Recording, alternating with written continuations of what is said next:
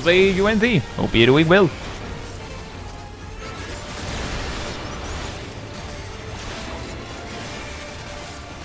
Did the Reaper go and take up... Oh, whoops. I meant to use my TBN on one of the DPS. Now it's just wasted.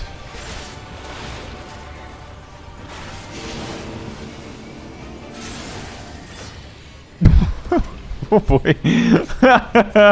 Welcome back to the Mentor Roulette grind. And this time, we're playing some Dark Knight and some Warrior.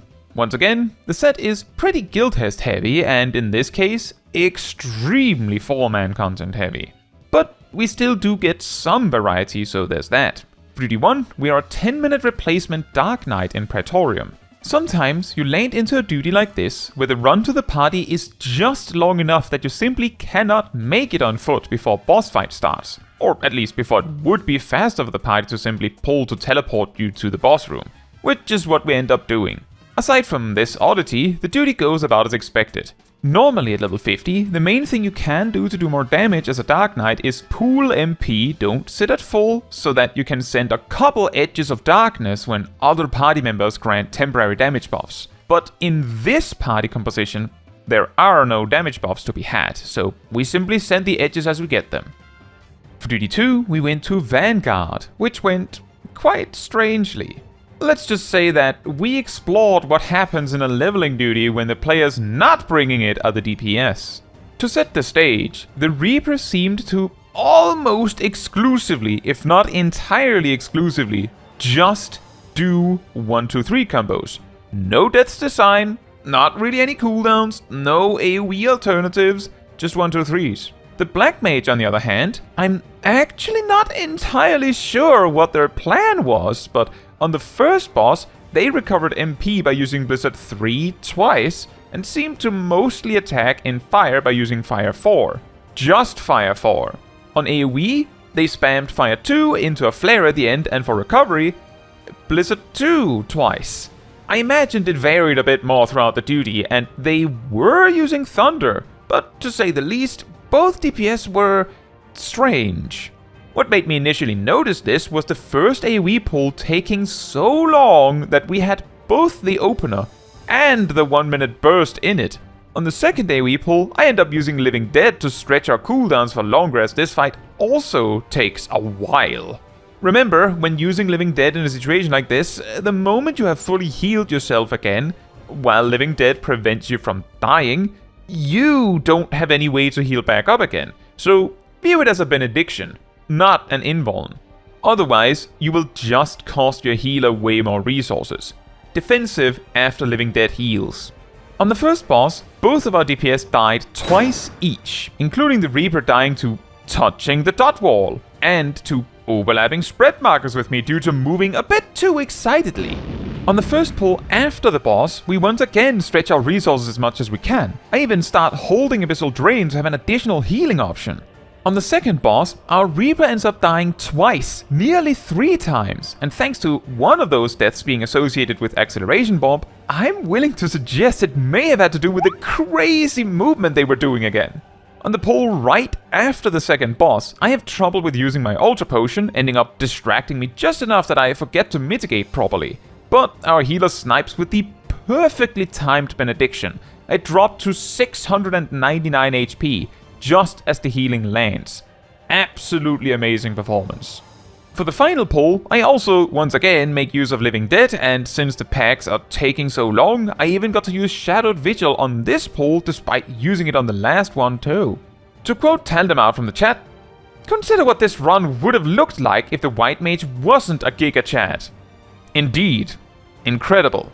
On the final boss, the Reaper ends up getting hit too many times. Again, I would say because they were more focused on running around than running where they needed to go. For the second half of the fight, the Black Mage gets caught off guard by the half-room cleaves. And shortly after, the Reaper dies from avoidable mechanics and touching the edge of the arena again. They died again right as they got up because they attacked immediately. Remember, when you're raised, you have 5 seconds of invulnerability, as long as you don't use any actions or sprint. Use those seconds to get your bearings and maybe some healing. The Black Mage did seem to learn the half rooms, but the rotation was still really weird. We made it, with 0 wipes in the end, fortunately. For duty 3, we went to Poison Clouds Avoided.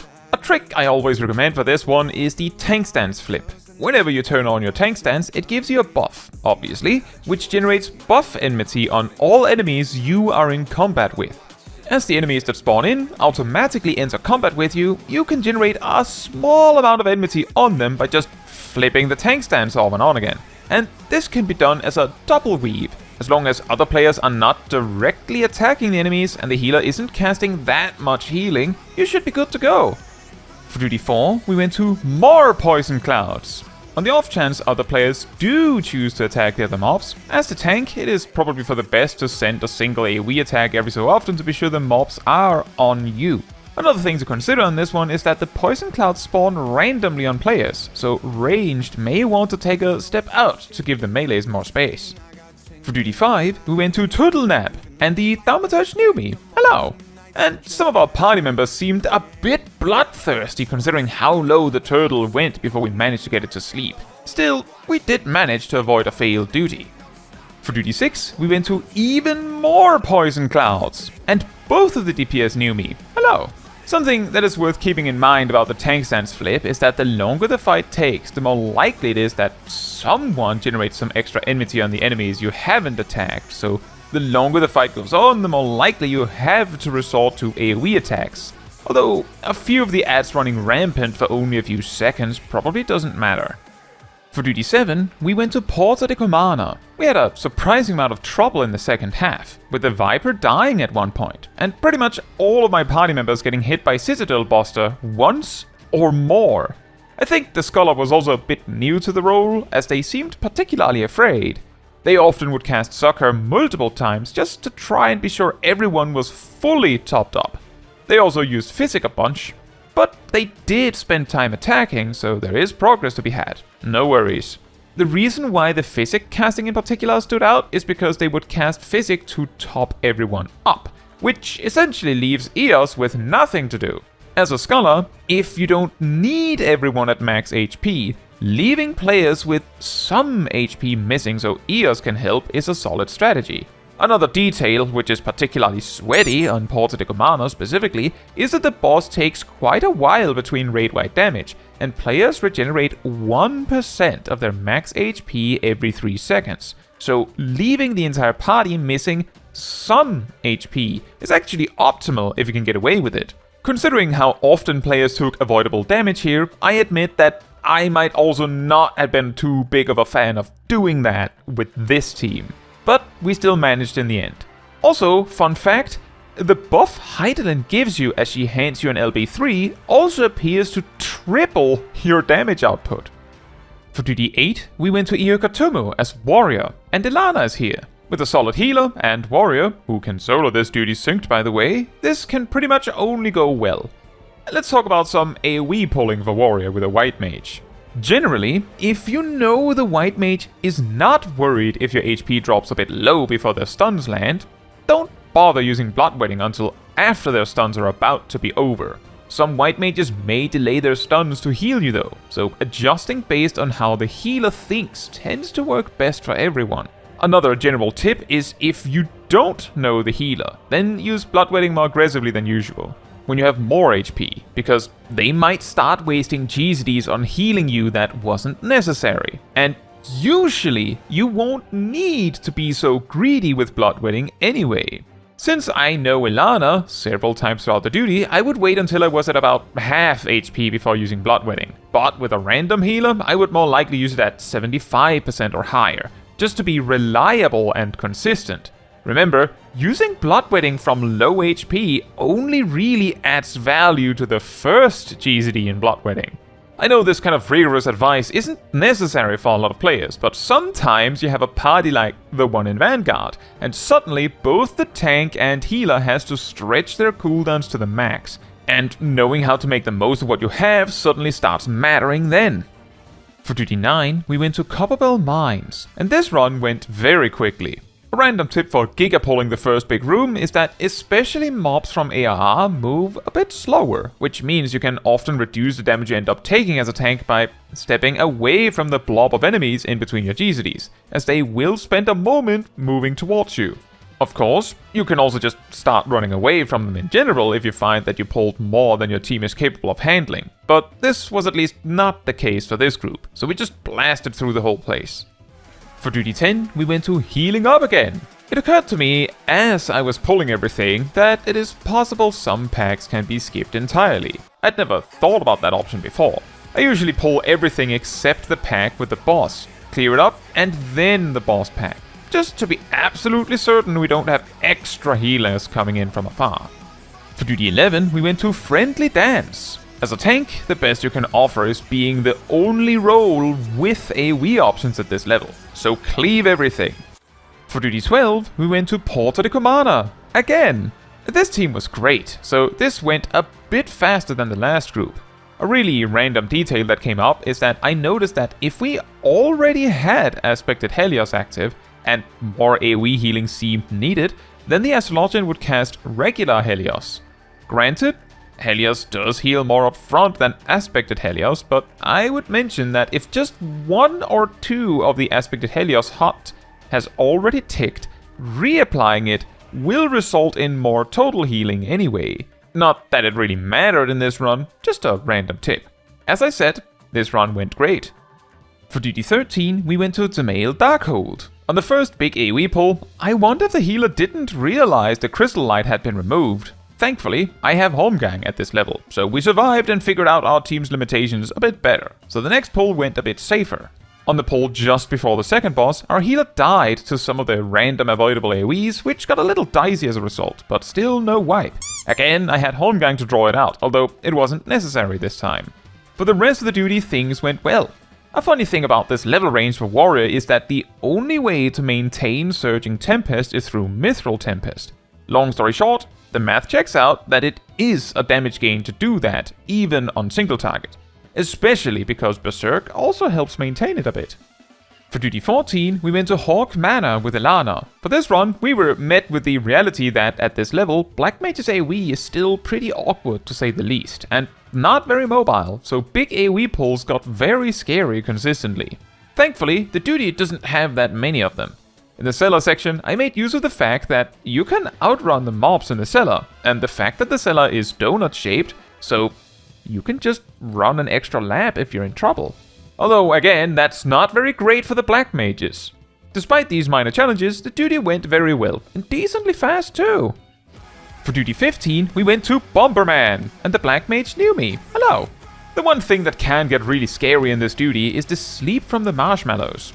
It lasts for 30 seconds and can only be removed by taking damage, issuing it from the healer, who might be the target, or if you're lucky, you have a bard that can use Warden's PN and remembers that they have that. The marshmallows can be interrupted and stunned, so if you're really quick, you can also just stop them if they target the healer. Now, that's what you can do. What instead happened for us was that everyone got slept. If you really need someone awake, leading one bomb to them to explode could work, as one explosion is survivable, but two is not. On the other hand, if you have sleepers, pulling the bombs away from them can also help to protect them from embarrassing defeat. Despite the sheer amount of sleeps that went out, we thankfully had 0 deaths here. For duty 16, we went to Stop or Go, Lose Either Way. Based on my experience with this guild test, holding damage only works if everyone holds, as every time I've tried to hold damage, someone has ended up killing one of the cameos, and that has led to some sort of conga line of respawns that just made it all take longer. On the other hand, most of the time when everyone just full blasts everything, the one that goes invulnerable ends up dying like around the same time as the first wave of respawns, if it not sometimes actually dies before the respawns. Leads to quite an awkward lose-lose situation, wouldn't you say? And finally for duty 17, we went to A5N, Alexander's Ratfinx. Somewhat recently I put out a video ranking the 10 hardest normal raids, and many comments told me that this fight was missing.